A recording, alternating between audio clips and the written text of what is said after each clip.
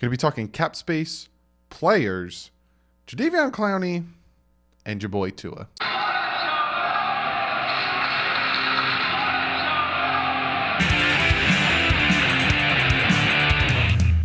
What is up, Finn fans? Now, like I said in that intro, and you can tell by the title, we got a few things to talk about. First off, I am going to be doing my prospects videos probably starting this week. I'm going to start with quarterbacks because everyone wants to talk about quarterbacks. Essentially what I do in the prospects videos. I'll break it down 5 to 1, tell you guys who my favorite is, who my least favorite is, give you their pros, cons, all that stuff. I'm breaking down every position up to the draft, so you can expect that very, very soon. Other thing, like I said in my past video, even in my live stream on Sunday, I broke 10K, and that has a lot to do with you guys, and I greatly, greatly, greatly appreciate. You have no idea how much it means to me to finally be past that 10K spot. And just going to keep building and growing and doing the thing. I want to thank you guys, and one of the ways I've thought of thanking you guys, I'm going to do something else. I'm trying to think of something cool, maybe do a giveaway, all that stuff. Boop. Going to take off 50% off of my merch, which is these t-shirts, come in black, blue, and white. On the back, it says "Stay Classy" and fins up. I got t-shirts and hoodies, 50% off. When you put this promo code in, 10K subs, you get 50% off of all of my merch. One of the ways I could thank you. But like I said, I might still do a giveaway, might give away one of my hoodies, might give away something. I'm working on it. I really want to thank you guys for helping me break 10K subs. But other than that, before we get into the video, being that you guys are watching this on a Tuesday, hope you guys are having an awesome Tuesday, and I hope you guys are staying safe and healthy out there. Got some trivia for you guys, thanks to Roadrunner, who earned more Pro Bowl selections than any other Dolphin player not named Dan Marino. You'll be surprised. You'll be surprised. But like I normally do, I'll give you guys the answer to that right before comment of the day. But let's jump into the news. Let's jump into the fat. Let's jump into what you guys clicked on this video for. Hopefully, thank you for clicking on. Be sure to subscribe. Let's get to 20K. I'm going to be talking about real quick where we're at when it comes to the cap space, where we're at when it comes to the amount of players on the roster right now, and how that's going to pan out. Then I'm going to talk about Jadeveon Clowney. Then I'm going to talk about Tua, and then I'm going to get to your guys' comment of the day. So as of right now, the Miami Dolphins have $34.6 million in cap space. If you guys remember last time I made the video, I said we were around 50.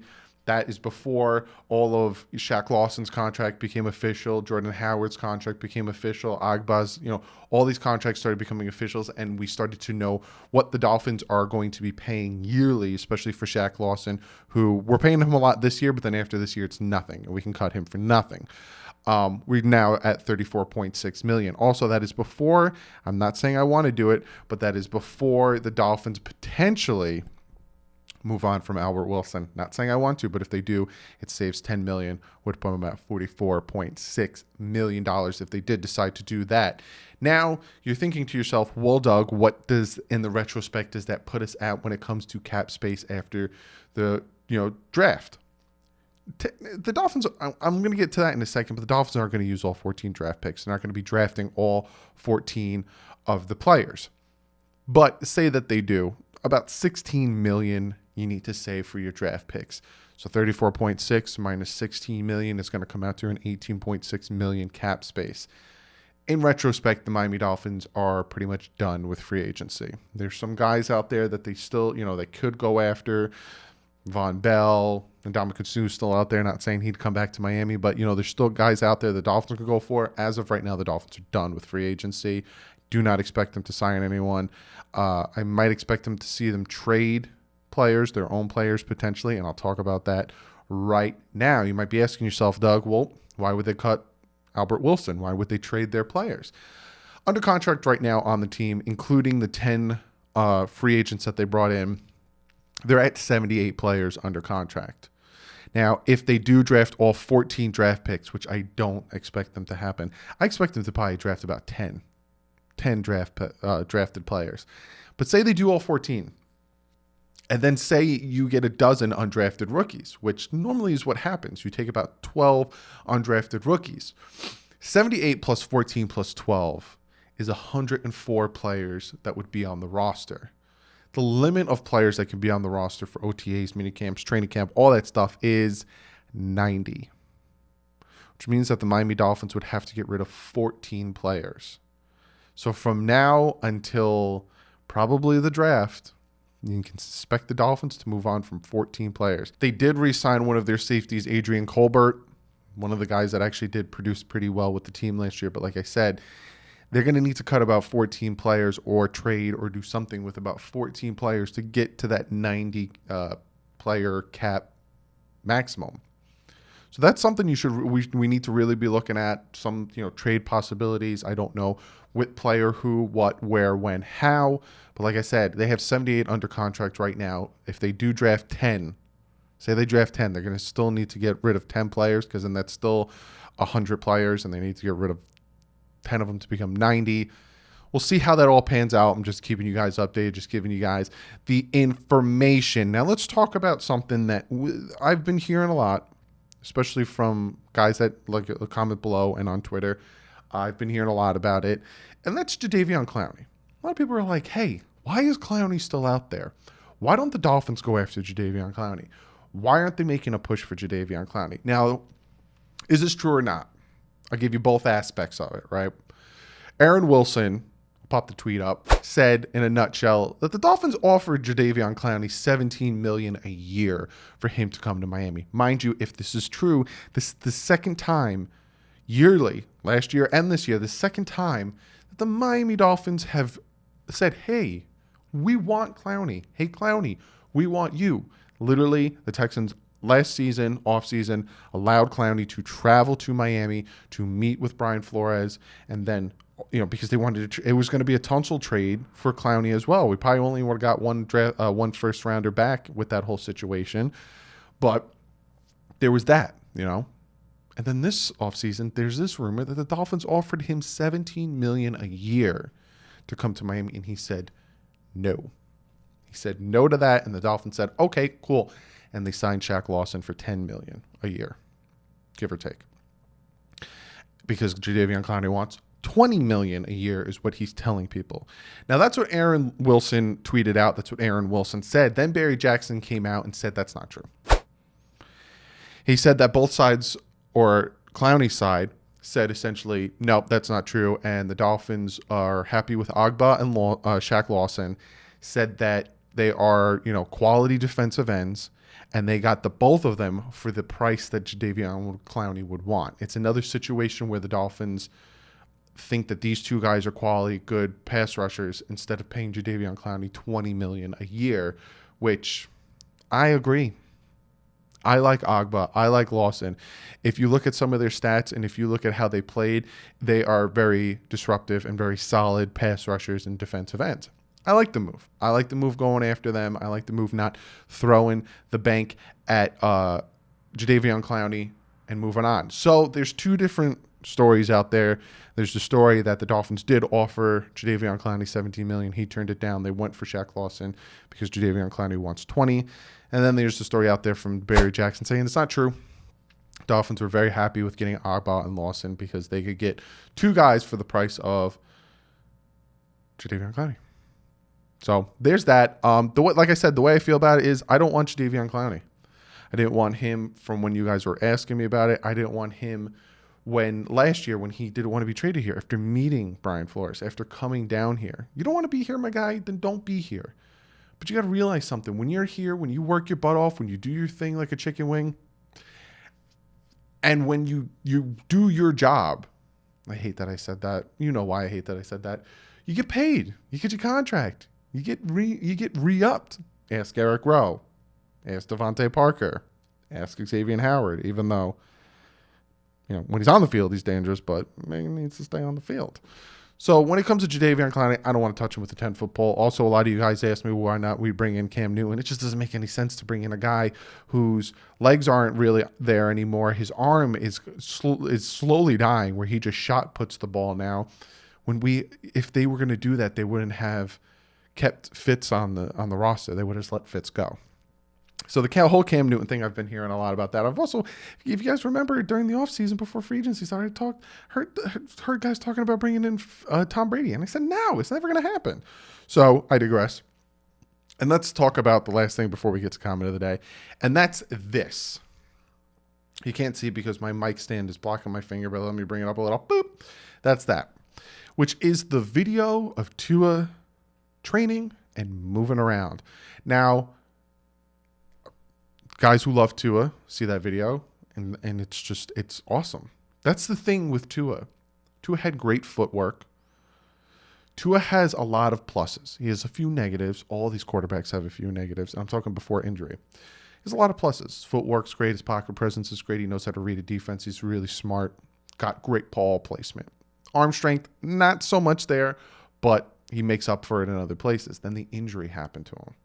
Now everyone's watching that video and like, oh, look at him move. Look at his hips. Look at him hitting the cones, dropping back, and look how fast his feet are. Look how quick he is. And yes, to the people who love Tua, it's super, super, super enticing. Again, I'll tell you for the 400th time after this discussion what side I'm on. But for the people who love Tua, it's super, super enticing, and it looks fantastic, and it gets you excited for the draft and excited for the Dolphins to potentially draft Tua. For the people who don't like Tua, you know who you are, because I read your comments every day. I try to read everyone's comments every day. They say, yeah, that's all fine and dandy, but how is he going to react when he takes his first sack? And you know what's funny? They're not wrong. That video of Tua doing his thing it's great. It looks absolutely great, and it's exciting, and it's great. But again, that's what you have to think to yourself. When this 300-something pound man lands on him, which technically nowadays you can't really land on the quarterback because then that's a flag for roughing the passer. But when he gets hit, how is he going to react? How's that hip going to react? Is one hit take him out, or is it something where it's better, and it's much better than it would have been with the surgery and all that stuff that he had, that he'll be fine? We don't know. That's the scary part. So again, I'll say this for the 400th time for the people who don't know my stance. If Tua was never injured, I would take him one. I take him first overall. I like his dynamic play. I like his pocket presence. I like everything. And for the people who say, well, he had this around him, he had that around him, he had this around him, then I don't want to hear you talk about Joe Burrow going number one, because he had equal, if not better, team around him last year. So I like Tua. It's the hip injury really scares the crap out of me, and I don't know how he's going to react or what's going to happen when he takes that first sack. Did you see that blip? My light blip? I don't know what it was. But that's how I feel about Tua. Be sure to comment below. Let me know what you guys think. Let me know what you guys think about the fact that we're going to have to cut some players to make that 90-man roster. Who do you think will get cut? What do you think will happen there? Let me know what you guys think about Jadeveon Clowney. Would you guys pay $20 million for him? Let me know about that. And also, I always want to know what you guys think about Tua. I always want to know what you guys think about everything. So be sure to comment below. And before we get to comment of the day, I'm going to answer the trivia question. So, who earned more Pro Bowl selections than any other Dolphin player? Oh, just went out. Not named Dan Marino. And now it's back. Who earned more Pro Bowl selections not named Dan Marino? I'll give you a hint. I interviewed him on this channel. That's Richmond Webb. Yeah, he was an All-Star 7 times. 7 times, Richmond Webb. It was a great honor to interview him. If you guys didn't check that out yet, be sure to go check it out. It's on the front of my YouTube page. But I got to interview Richmond Webb, and he is one of the greatest, nicest guys I've ever interviewed.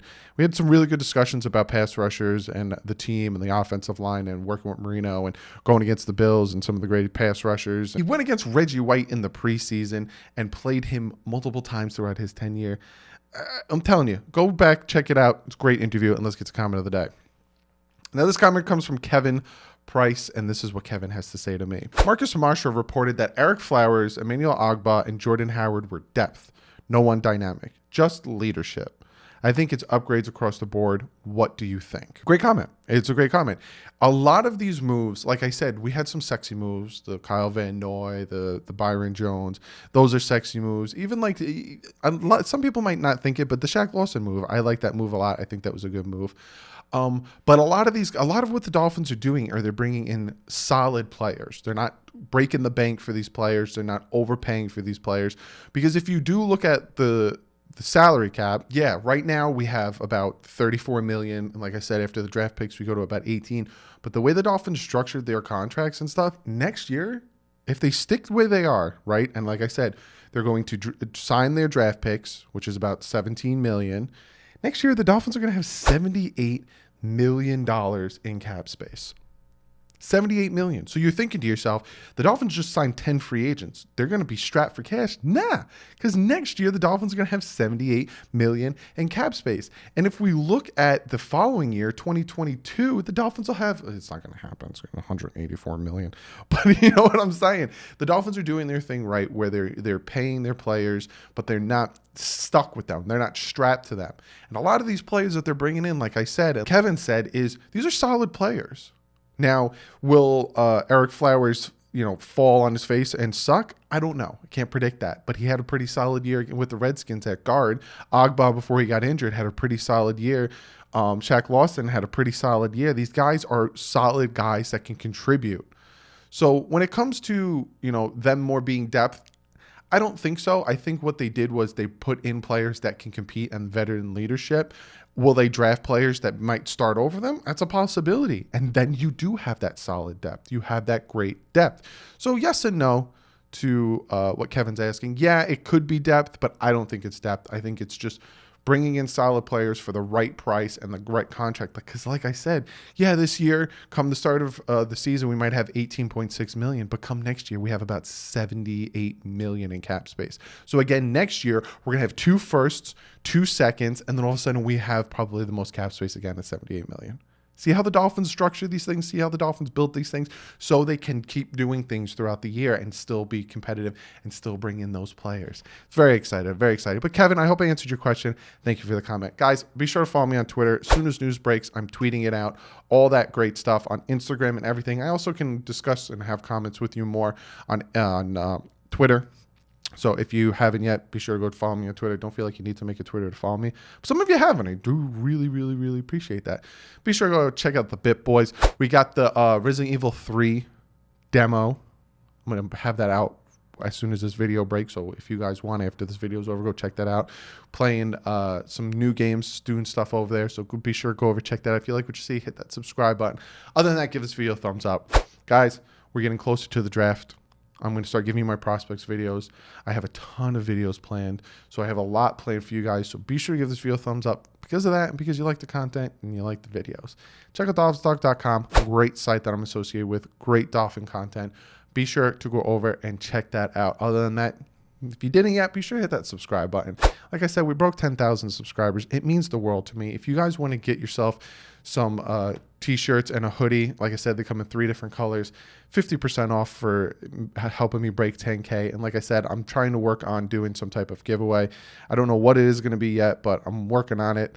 But yeah, like I said, be sure to hit the subscribe button and also be sure to hit the bell so you guys know when I go live and videos come live. So be sure to go do that. Other than that, I will see you guys probably Thursday.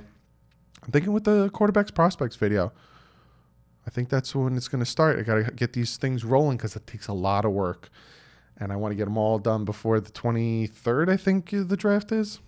But other than that, I'll see you guys Thursday. But like usual, stay classy and fins up.